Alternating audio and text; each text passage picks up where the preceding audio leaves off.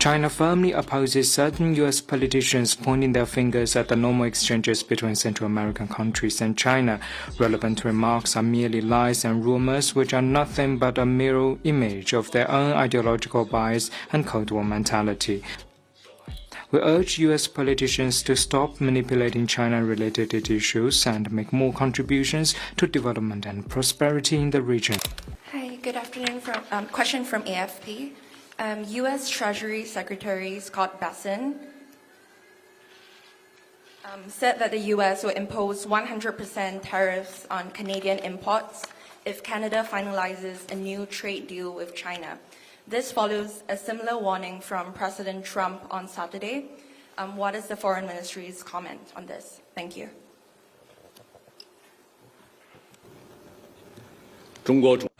China believes countries need to approach state-to-state relations in the spirit of win-win rather than the mentality of zero-sum and through cooperation rather than confrontation. China and Canada has established a new type of strategic partnership and made some specific arrangements on properly handling the economic and trade issues between the two countries. This reflects the spirit of equality, openness and inclusiveness, peaceful cooperation, joint sharing and mutual benefit. It does not target any third party, serves the common interests of people of both countries, and is conducive to world peace, stability, development and prosperity.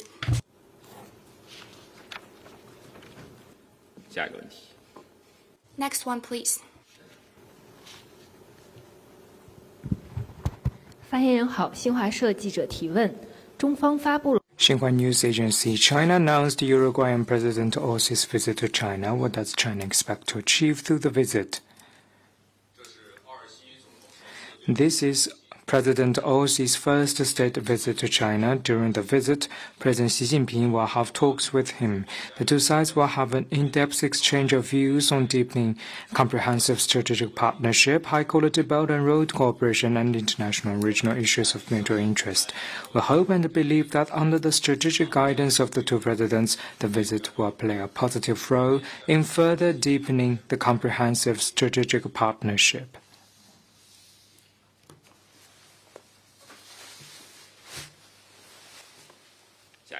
Next one, please.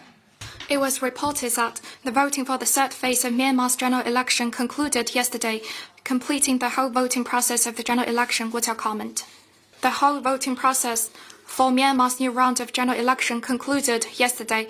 China, India, Russia, ASEAN countries and international organizations sent representatives to observe the general election. The process was stable and orderly and had active participation of voters. China extends congratulations over that. Over the years, China has been committed to the 5 principles of peaceful coexistence and never interfered in Myanmar's internal affairs. As a friendly neighbor, we support various parties in Myanmar in realizing more broad-based, robust, and sustainable peace and reconciliation through the general election, de-escalate at an early date, and jointly keep the political situation stable. China stands ready to work with the international community to respect the choice of the people of Myanmar and provide constructive assistance for restoring peace, stability, and development in Myanmar. Next one, please. Bloomberg, just following up on that. Will the elections in Myanmar give China cause for deeper engagement with the country? And if so, what might be the priorities of the relationship going forward? Thank you.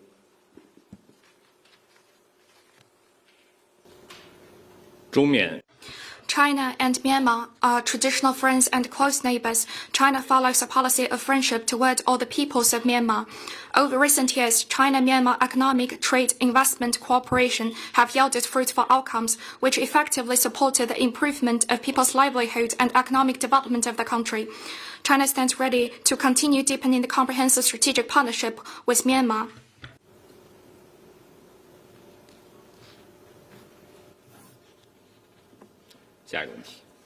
Next one, please.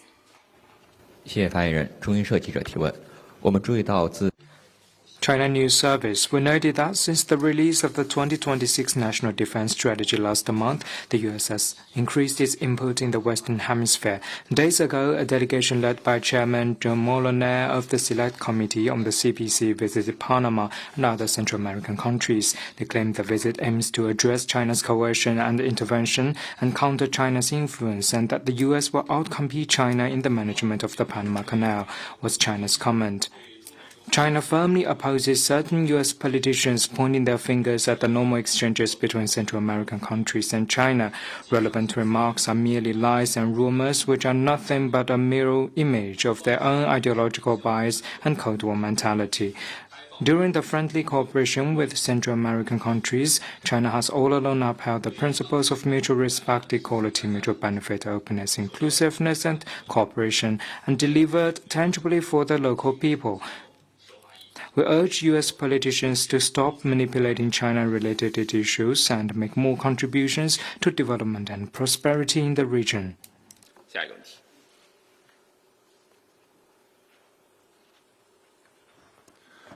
Question for Anadolu Agency.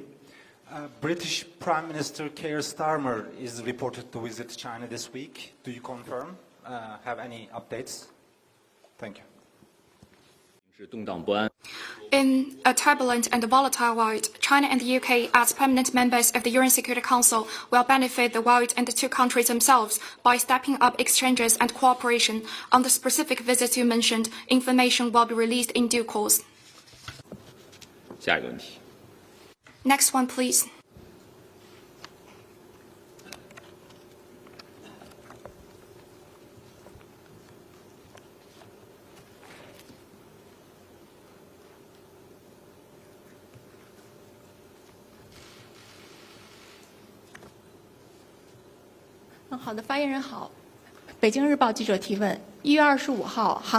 Beijing Daily, on January 25th, the ROK's former Prime Minister Lee Hai-chan died in Vietnam, was China's comment. Mr. Lee Hai-chan is an experienced politician in the ROK. He led delegations to China more than once and made positive contributions to China-ROK relations.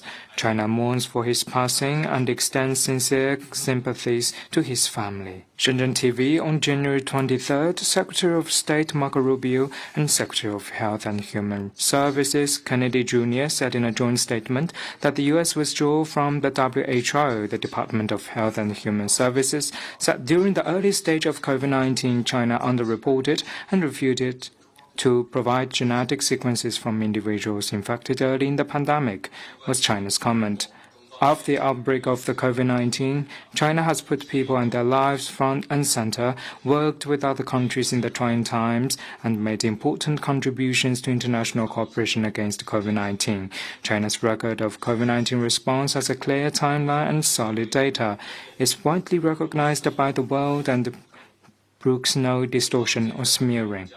China firmly opposes politicizing the virus. To use COVID-19 as a pretext for political manipulation and shift the blame to China will find no support or succeed.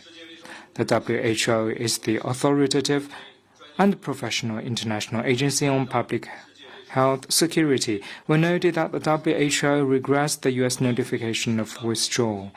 Multilateralism is the cornerstone of the current international order and is where the arc of history bends and the opinion trends. China has all along supported the WHO in fulfilling its duty, deepened international cooperation on public health, strengthened global governance on public health, and promoted the building of a global community of health for all.